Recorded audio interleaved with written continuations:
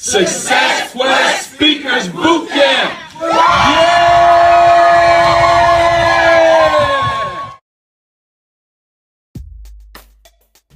Slowly but surely. Slowly but surely. Strand by strand. Strand by strand. The spider spins its web. The spider spins its web. One more time. Slowly but surely. Slowly but surely. Strand by strand. Strand by strand. The spider spins its web. The spider spins its web. How do I build my product package? Slowly but surely. Strand by strand. The spider spins its web.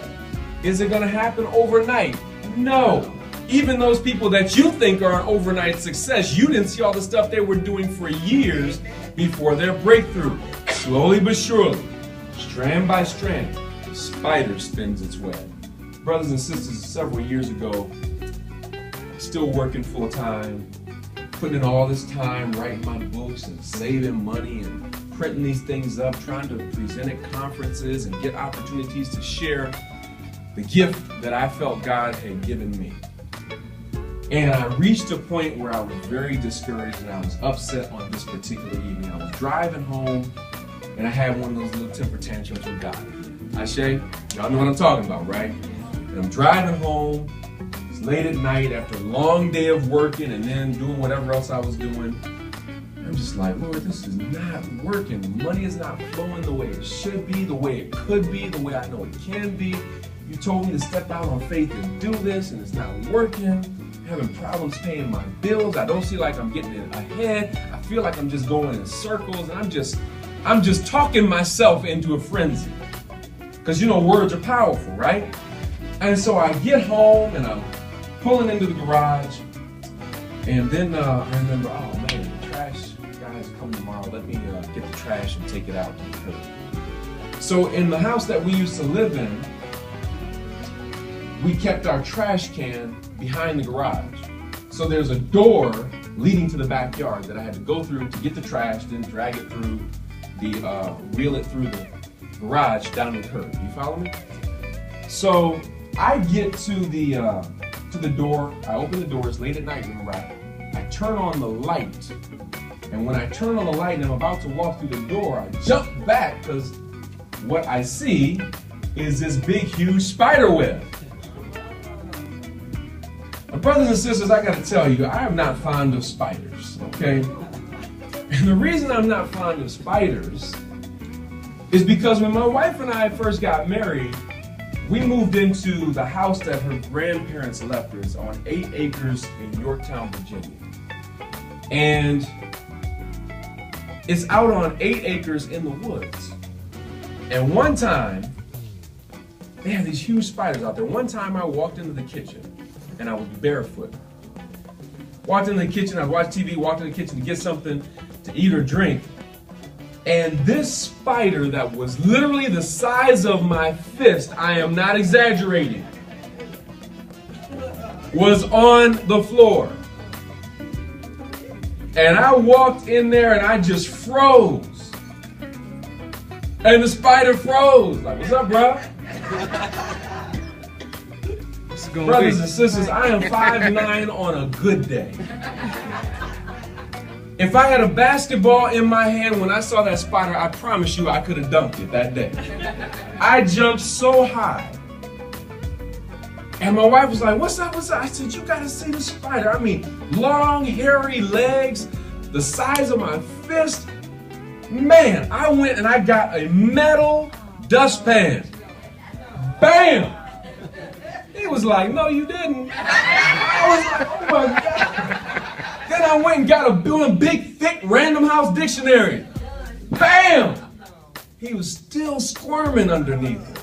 Oh my goodness, y'all, I was done. Then, later on that day, I heard my wife on the phone talking to her girlfriend say, yeah, girl, there was that huge spider in our house. And I heard Chica scream. So, whoa, wait a minute, hold on, wait a minute. Chica doesn't scream. I shouted. Brothers don't scream. I yell, brothers yell. We holler. Brothers holler. Sisters scream. It wasn't. No, wasn't that? No. Chicken don't scream. Don't put that on the street. All right? Got a reputation to uphold. Nobody right? wearing your bootlegs no more. So I'm trying to share. I got a history with spiders. I got some spider engrams, brother.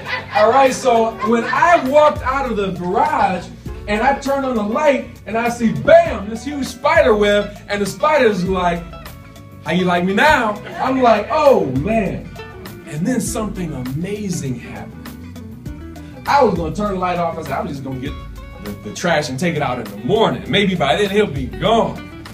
The Spirit said, no, wait, stop, look. I turned around and I looked. And it was the most amazing thing I've ever seen. As I looked and I watched, I saw this spider going around. So, you know how it was going around? Slowly but surely, strand by strand, the spider spins. It doesn't look like it's working. I'm having trouble building my business. Slowly but surely, strand by strand, the spider spins his web. But I didn't get the sales that I wanted. Slowly but surely, strand by strand, the spider spins its web. But I didn't get booked. I tried to negotiate it just like you said. No. Slowly but surely, strand by strand, the spider spins its web. And why does a spider spin a web? To catch its food. So Most High began to speak to me and said, I'm trying to show you how to feed your family.